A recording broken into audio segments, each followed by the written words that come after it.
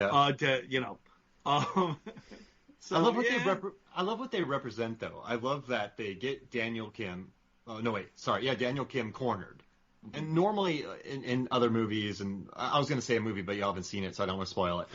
The shark would wait, right? The shark would they would wait there. We are waiting for you. In Tremors, they wait. In other films, they wait. But the baby sharks, once they realize they can't get Daniel, they're like, let's go! And they swim somewhere else, and then they get Josh. Like, they don't care. They are just whirling dervishes of chaos. That is proactive hunger. That is impressive. Yeah. Although I will say that Daniel, checks to see whether they're still there by reaching down and trailing his fingers through the water. If you are being attacked by a bunch of hungry baby sharks, that does not seem like the right way to go. Yeah. What would you do? I would. That's a great question. I would cling to that pipe for longer. Is what I would do. Drop a foot down there. Oh man, I don't know. I mean, as soon as you dribble any finger in the water, like there, I've seen shark movies. They're going to clamp on. The fact they didn't hear is pure luck. I would love it if he's running his hands through the water, then just 5 sharks get all 5 fingers. That'd be great. That'd be great. And then he just lifts it up like, this blood is squirting from each finger. That'd be oh man, that's a good gag. That'd be awesome, yeah. That would be a good gag. Have you seen the movie Bait? Bait. Oh, I love Bait. I have. Yeah, there's where's that rate on your list? Let me look it up here. I forget. It's in the first third, I would say. I'm very happy to have Uncaged 47 meters down at 13, by the way. Bait is 25. 25. Bait. Yeah, the one scene in Bait bugged me. But other than that, like the scene where there's a manager who's trying to get up to a vent and things do not end well for him. And it's a little bit like what you just described, Mark, where he's dangling and you do not want to dangle when there's a shark nearby. No. Yeah. Dangling and sharks are bad. Dangling and sharks That's are bad. The first rule of sharks. Don't dangle near them. Imagine the digit lossage, though. That'd be amazing if Kim got if he got 7 of his fingers bit off because of the months that he was lying to his wife. Oh, that'd be great. He'd never be able to type again. Oh, poetic justice. That'd be good. Like he loses 1, then 2 later, and you're like, wait. And then I would love that. So we don't pick up on it till years later. Then we're going through IMDb trivia, and we're like, Daniel Kim lost 7 fingers. That's the amount of time. That's the amount. He also lied to his wife or fiance for 7 months. Yes. Oh man, that'd been pretty good. I like that. Also, when you look at the list here, you'll notice that you put a Tubi, Amazon Prime, Hoopla, Tubi, Amazon Prime, Tubi. I like that. I appreciate it, and I like that you embrace. I don't know if you have it over there, Jay, but in the States here we have Hoopla, which is the library system. They give free movies, and then we have Tubi, and then we have Crackle, and those are free movies where you get ads, but I mean, it's free movies to watch. Also, Shout Factory TV has some good films on there as well. But this is a good reference for watching free movies. We do not have them, but they sound great. I would like to have them. Do you have the equivalent over there? Not that I know of. To rent, you have to pay to rent films from the library here, from the normal libraries. It's only like a £1 or £2 for a film. But streaming wise, I don't know of anything that's free, even with ads. That sounds wonderful. Yeah, it's kind of not like there's a bunch of free resources. I mean, they shove commercials down your throat, but it's still free. It's been a great resource for all my dumb data. Yep, that's for sure. But I'm glad y'all like that splashing moment because I don't know. Trent Slater splashing water at Carl Durant is one of the highlights of this movie for me. It's just Did you notice, by the way, that in fact, for what Durant does to that door, Misty should be able to just open it from her side?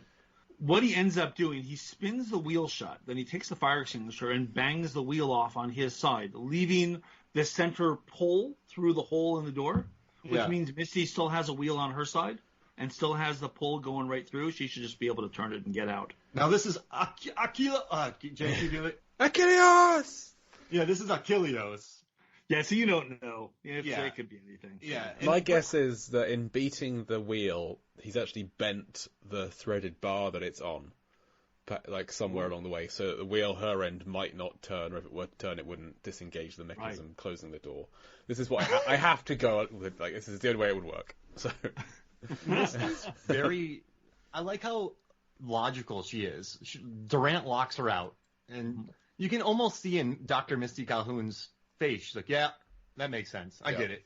That my bad. realization. Yeah. She's thinking, I shouldn't have told him I was going to get him. It's my own fault. Never threaten somebody and then give them 30 yards on you. Just never do it. But I like that she's like, okay, cool, get to the top side. I'll take care of myself. That was refreshing. It wasn't. I'm starting to like Dr. Misty Calhoun a lot more and more. And it seemed, I don't know, it felt refreshing, did it not, Jay? Just she's like, okay, that's cool. I'll take care of myself. It did. I mean, I'm still annoyed with her for the scene earlier where she tells Durant that she's gonna like dob him in. Just because that's just as stupid. It's a stupid decision to make. But I like that she went off to go and find Daniel like, when he's going for help. She did give up on trying to find him pretty quickly. She like, turned a corner. No, he's not around here. Oh, well. Good luck, Daniel. What are you going to do? You know, all these different colored lights are very confusing. Yeah. By the way, you guys should know that you made the movie better for me. That's your theory, and I forget if it was in an episode, chapter 2 or chapter 3 or what have you, your theory that Bella the shark has a crush on Aaron, and so keeps nipping at his shoes. Like, that legitimately made the movie better for me. Oh, Zanandi will love to hear that. She's probably listening right now. That's awesome. Yeah, that funny, I was right? Like, oh, that's really good. Yeah, that's taste for nerd. Because Bella could wipe him off the planet easily, like without even Bella noticing. And so Bella just likes Aaron. Aaron's a good kid, and I think Bella knows that, and she appreciates him and likes him. She's playing with him. Yeah. That's funny. All right, I think Zanandi's going to love that. Thanks for bringing that up. Because I heard that. I'm like, oh my god, that makes so much sense. That's really good. And this is a movie where we don't see the main sharks for most of the movie because they don't want to pay for the CGI, and that's legitimate. So the fact that in fact they still managed to give a little bit of character between that and listening at the window to Bella just delighted me. Yeah, and just the chaotic baby sharks in this makes me happy too. I like that they aren't smart enough now to do tricks. They just want to munch on people or control water. Yeah. By the way, I don't want to get ahead of us, right? But in the scene when Daniel is lowest and Misty and Trenton, they're fleeing up the escape tunnel, right? That's another scene where, boy, I think those baby sharks are maybe they've seen Avatar: The Last Airbender, maybe they're waterbenders, we don't know. But, well, in that scene, maybe one of the sharks opened up that pipe that's spewing out water a little bit more, and it's kicking out just huge amounts and flooding that tunnel. Sure, that's totally what it is. Oh man, and these little, I love these baby sharks. You know what's wild? I gotta tell y'all, the first time I watched this movie, I just was so angry, Jay. I was so angry watching this, but now. I keep saying this over and over, but I'm gonna miss not talking about this movie anymore because it's a charming little thing. So I think there's early episodes of when we're covering Deep Blue Sea where guests would mention, "Oh, you're gonna do Deep Blue Sea 2?" and your response is, "Oh, that film makes me sad." Now it makes you so happy. So. Yeah, and I mean, part of it is we watch it in 10-minute clips. So yeah. It makes it much more palatable. But if you watch the same film, if you watch a terrible film 7 times, you're going to start to pick up on things that are better in it. And yeah that's true. So let me ask you a billionaire question about Carl Durant. Yeah. What billionaire goes out to a facility like this without his mega yacht parked outside, and without a personal servant, a personal assistant, his own private cook? That's a great question. Yeah. Well, he's got no one will stay in his employ because he's such a tyrant. He can't pay anyone enough to drive him around, sail him around, cook for him. Also, what he's doing, he doesn't want the robots to know. Yes, and so the more people you bring in, right? The more people, the more assistants you have, the more chefs, the more crew. Yeah, they could get on their smartphones, write an email. Skynet could get it, send robots, and blow up the facility. Right. So he maybe is keeping this so low key. If you had a yacht out there, people would be like, "Oh, there's something fancy." Like if you see a dingy shack built on top of a hill and there's 8 Bentleys next to it, you're like, "There's people in that hill." Yeah, there's some kind of drug operation happening underground there. Right. That's good. Yeah. I was thinking that his paranoia continues to grow. The more serum he takes, the more paranoid he gets. And so, it's probably tied into it. And he's getting worse and worse. Remember with the getting worse and worse. Oh, so maybe he did chase off a lot of the staff. Yeah. Oh, because he said he wasn't that bad before. But I like he doesn't want to hire too many people because they could tell the robots. I like that. The only people that he will employ are ones who have no social life. They spend their lives living in their mother's basement. That's the only people that he will hire. Potentially, isn't Achilleos the equivalent of Durant's basement? Wait, Achilleos? How did you say it? Sorry, how is it said? Achilleos! You have to yell it. Right, okay. It's the one bit we have. We Troy love here from Brian Cox from Troy. Right. No, you said it right. I just like yelling it like Brian Cox. As well you should. Yeah. Sorry to interrupt you. What were you saying? I don't remember. That basically, Achilleos is the equivalent of Josh's mother's basement. It's just Durant's basement, and it happens to be mostly filled with water. Yeah. I mean, that's a good point. It's a dingy... Man, Durant probably... Okay, if he went to the highest bidder, they would have a bunch of fancy computer systems, good steel. Orders would be placed, right? Computer systems would be placed.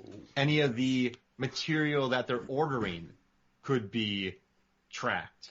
So maybe in his paranoia, the place looked so cheap because he went with third-rate people to build it, and the netting breaks.